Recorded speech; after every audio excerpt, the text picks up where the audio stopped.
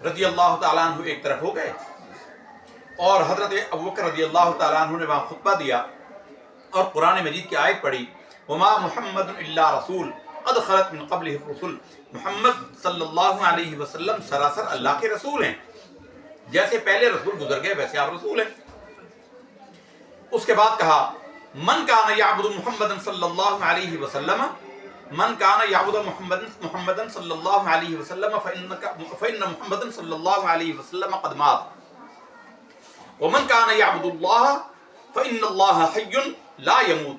जो मोहम्मद सल्लल्लाहु अलैहि वसल्लम की इबादत करते थे वो जान ले कि आप सल्लल्लाहु अलैहि वसल्लम की वफात हो गई, और जो अल्लाह वहदहू ला शरीक की इबादत करता है वो जान ले कि अल्लाह ताला जिंदा है और अल्लाह को मौत नहीं है। अब ये सारी हदीसें और मज़ामीन कुरान मजीद के हमने एक जगह जमा कर दिए। अब हम इनको बताएंगे कि सरकार दो आलम सल्लल्लाहु अलैहि वसल्लम की रूह का कब्ज़ किया जाना क्या है और आपकी हयात का मतलब क्या है।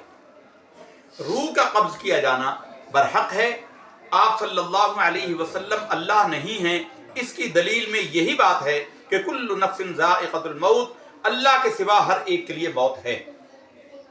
अल्लाह की मखलूक है हुजूर, तो हुजूर के लिए भी अल्लाह के ये वादा पूरा हुआ।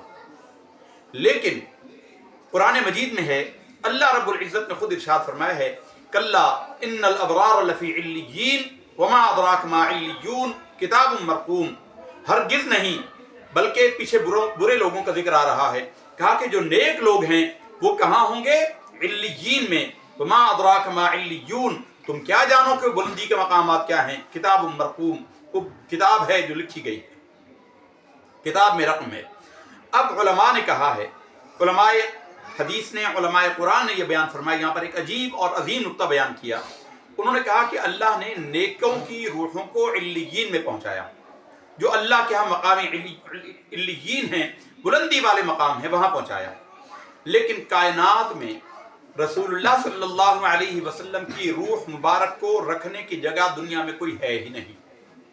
कायनात में नबी करीम सल्लल्लाहु अलैहि वसल्लम के जिस्म मुबारक से ज्यादा अफजल कोई जगह है ही नहीं जहां हुजूर की रूह मुबारक को रखा जाता। इसलिए एक लम्हे को हुजूर की रूह मुबारक को कब्ज करने के बाद हुजूर के जसद अक़दस में लौटा दिया गया।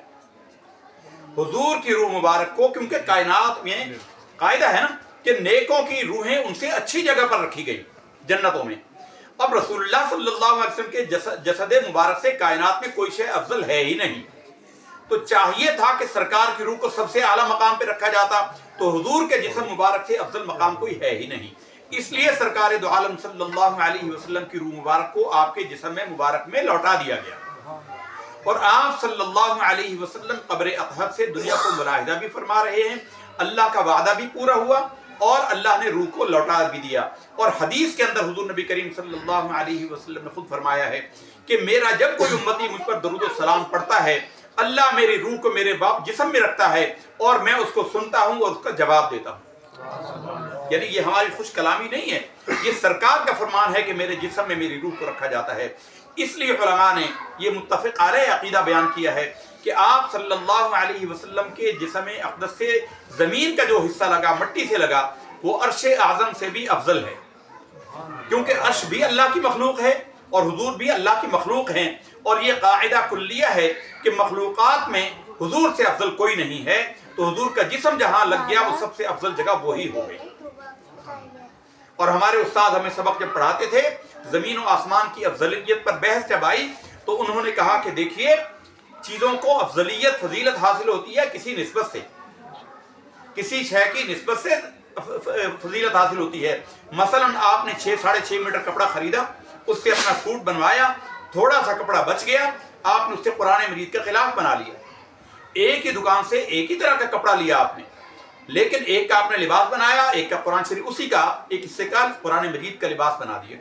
अब वो जो कुरान को लग गया, अब आप उसको चूमते हैं, बोसा देते हैं, उसको धोने की जरूरत पेश आए तो परात में रख के उसको धो के उसको छत पर पानी बहाते हैं कि नाली में उसका पानी ना जाए। वही लिबास, उसी कपड़े का आपका लिबास है, उसे आप चूमते नहीं। क्यों? कि अब उसको कुरान से निस्बत हो गई। इस्लाम में सारा कमाल निस्बतों का है, तो सरकार दो आलम सल्लल्लाहु अलैहि वसल्लम की निस्बत जिसको हासिल हो गई, तो साथ सामने ये मुबाहिसा कायम किया, जमीन अफजल है या आसमान अफजल है।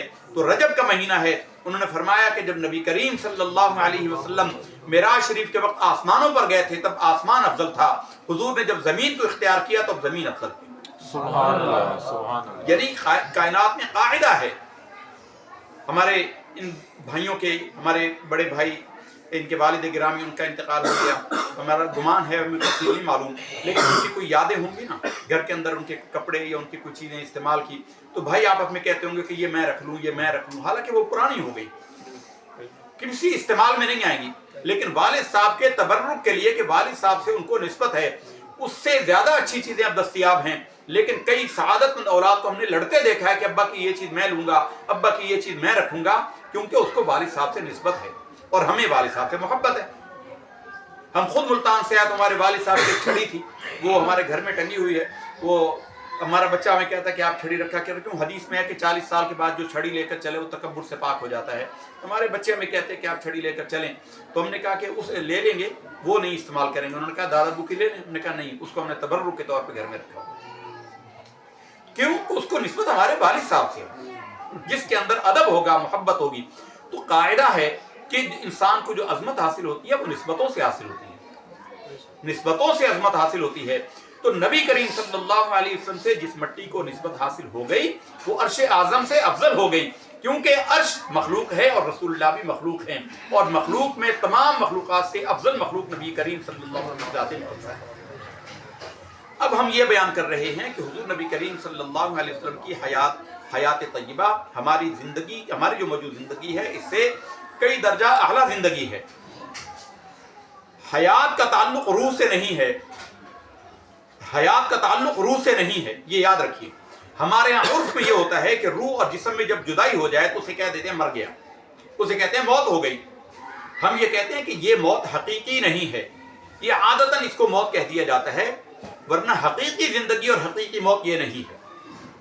حقیقی زندگی، حیات جو ہوتی ہے وہ اور چیز ہے، روح کا جسم سے الگ ہو جانا یہ اور چیز ہے۔ صحیح مسلم شریف، صحیح مسلم کی حدیث ہے، 3 بھائیوں کا واقعہ ہے۔ مسلم شریف بخاری کے بعد سب سے صحیح کتاب جو روئے زمین پر حدیث کی کتاب ہے مسلم شریف ہے۔ مسلم شریف کے اندر ایک حدیث ہے، 3 بھائی تھے، مسعود بن حراش، ربیع بن حراش اور ربعی بن حراش، یہ 3 بھائی تھے، بڑے نیک تھے، پرہیزگار تھے، آپس میں بیٹھے باتیں کرتے رہتے تھے، آخرت کو جب یاد کرتے تو بڑے روتے۔ ایک دن رونے کا، آخرت کی یاد کا جب غلبہ ہوا، اتنا غلبہ ہوا کہ مسعود بن حراش نے کہا کہ اللہ کی قسم میں تو ہنسوں گا ہی نہیں جب تک کہ مجھے اللہ تعالیٰ جنت دکھا دے، میرا کوئی ٹھکانہ دکھا دے، کیا پتا مرنے کے بعد جنت ملتی ہے یا دوزخ ملتی ہے، اگر تو دوزخ میرا ٹھکانہ ہو جائے پھر دنیا ہنسنے کی جگہ کیا ہے؟ ہنسنے کی جگہ تو تب ہے کہ مجھے دنیا میں پتہ لگ جائے کہ میرا مقام آخرت میں کیا ہے۔ اور اسی طرح کی ملتی جلتی باتیں ان دونوں بھائیوں نے بھی کی۔ انہوں نے کہا کہ ہم بات ہی نہیں کریں گے، اس نے کہا میں ہنسوں گا نہیں، مسعود نے کہا میں ہنسوں گا نہیں، اور دونوں نے کہا کہ ہم کلام ہی نہیں کریں گے۔ فلہذا اس کے بعد سوائے ضروری سلام کلام کے جو اللہ نے لازم کے، اس کے علاوہ وہ کوئی کلام نہیں کرتے تھے۔ ہم اب مغموم رہتے تھے، روتے رہتے تھے جب یاد آتا، آخرت کی یاد آتی، یا خاموش رہتے۔ اور مسعود بن حراش کو لوگوں نے ہنسنا دیکھا ہی نہیں، اس کے بعد وہ کبھی ہنسے نہیں۔ وقت گزر گیا، اللہ کا وعدہ آیا، ان وعد اللہ حق فلا تغرنکم الحیات الدنیا، لوگوں اللہ کا وعدہ ضرور سچا ہے اور یقیناً تمہیں دنیا کی زندگی نے دھوکے میں ڈال دیا۔ مسعود بن حراش پہلے فوت ہو گئے، وہ فوت ہوئے، ان کو غسال جب تختے پر لٹا کر غسل دے رہا تھا، اب وہ فوت ہو چکے تھے، غسل دے رہا تھا، اللہ نے ان کو جنت میں ٹھکانہ دکھا دیا اور وہ ہنسنے لگے۔ یہ مسلم شریف کی حدیث ہے، کسی مولوی صاحب کا قصہ بیان کیا ہوا نہیں ہے، مسلم کے اندر حدیث ہے کہ مسعود بن حراش ہنستے رہے، غسال ان کو غسل دیتا رہا اور یہ ہنستے رہے، اور ان کے بھائیوں نے جو دیکھا تو انہوں نے کہا کہ یقیناً ہمارے بھائی کو اللہ نے جنت میں اس کا ٹھکانہ دکھا دیا، تبھی تو یہ ہنس رہا ہے۔ سبحان اللہ۔ پھر اللہ کا کرنا یہ ہوا کہ ایک جنگ کا معرکہ پیش آیا، حضرت عمر فاروق رضی اللہ تعالیٰ عنہ کا زمانہ تھا، واقعہ جنگ کا پیش آیا، اس میں یہ دونوں بھائی شریک ہوئے اور ان کی شہادت ہو گئی، یہ جو باتیں نہیں کرتے تھے۔ اب دونوں بھائیوں کو ایک ہی وقت میں تخت پر لٹایا گیا، شہید کو غسل نہیں دیا جاتا، اس کو اسی کفن میں لٹایا جاتا ہے۔ جب ان کو لٹایا گیا تو وہ دونوں آپس میں باتیں کرتے رہے، دونوں بھائی، مسلم شریف کی حدیث ہے، دونوں آپس میں باتیں کرتے رہے۔ لوگوں نے کہا شاید ہمیں دھوکہ ہوا ہے، ان کے منہ کے آگے روئی لگائی گئی کہ شاید سانس آ رہی ہو، ان کی اندر زندگی کی کوئی اور رمق نہیں تھی، لیکن باتیں کر رہے تھے، اور باتیں کرنا آپ جانتے ہیں کہ حیات کا عمل ہے، حیات ہوگی تو باتیں ہوں گی، حیات کے بغیر باتیں نہیں ہو سکتی۔ تو آپ تو نبی کی بات کر رہے ہیں، نبی کے غلام بھی زندہ رہتے ہیں، ان کی بھی حیات ہوتی ہے۔ اسی طرح زید بن خارجہ ایک تابعی ہیں، زید بن خارجہ ایک تابعی ہیں، معجم کبیر کے اندر امام طبرانی نے اس کو روایت کیا ہے، بیہقی نے شعب الایمان میں روایت کیا ہے، امام بخاری نے تاریخ کبیر کے اندر اس کو روایت کیا ہے۔ زید بن خارجہ ایک تابعی ہیں، حضرت عثمان غنی رضی اللہ تعالیٰ عنہ کا زمانہ ہے، ان کا زمانہ ہے، اور زید بن خارجہ کا انتقال ہو گیا، ان کو غسال غسل دینے لگا، تو انہوں نے عجیب بات کی، انہوں نے کہا احمد فی الکتاب الاول، یعنی محمد صلی اللہ علیہ وسلم تو کتاب اول میں ہی لکھے گئے۔ پھر انہوں نے کہا ابو بکر فی کتاب الاول ہوا صدیق، ابو بکر پہلی کتاب میں لکھے گئے اور وہ تو صدیق ہیں، عمر فی کتاب الاول پہلی کتاب میں ہیں۔ پھر انہوں نے کہا کہ 4 سال گزر گئے اور 2 سال باقی رہ گئے، اس کے بعد خاموش ہو گئے۔ اب جو سننے والے تھے وہ سارے حیران ہو گئے کہ یہ انہوں نے کیا بات کی ہے، ان کے اندر تو زندگی نہیں۔ سب لوگ ایک دوسرے سے پوچھ رہے ہیں کہ تم نے یہ باتیں سنی، تو نے سنی، سب نے کہا ہم نے سنی، لیکن ان کے اندر زندگی کے آثار نہیں ہیں، اور کسی کو ان کی بات سمجھ ہی نہیں آئی۔ لیکن 2 سال بعد جو انہوں نے کہا نا 4 سال گزر گئے اور 2 سال باقی ہیں، 2 سال کے بعد ایسا ہوا، حضرت عثمان غنی رضی اللہ تعالیٰ عنہ کے ہاتھ میں انگشتری تھی، ایک انگوٹھی تھی، رسول اللہ صلی اللہ علیہ وسلم کی انگوٹھی تھی، جس سے یہ مہر کیا کرتے تھے، خط پر مہر لگاتے تھے، جس پر محمد الرسول اللہ لکھا ہوتا تھا۔ وہ یہ پہن کر بیٹھے تھے اور بئر روما کے کنارے بیٹھے تھے، اور اس کے اندر ٹانگیں لٹکا کر بیٹھے تھے کہ نبی کریم صلی اللہ علیہ وسلم بھی کبھی کبھی ایسا بیٹھتے تھے، حضور کی یاد کو تازہ کرنے کے لیے وہ پیر لٹکا کر بیٹھے اور انگوٹھی کو ایسے ہلا رہے تھے، گھما رہے تھے ہاتھ میں، کہ انگوٹھی گری اور اس کے بعد وہ کنویں میں غائب ہو گئی۔ اس کے بعد بڑی تلاش کی گئی لیکن وہ انگوٹھی نہیں ملی۔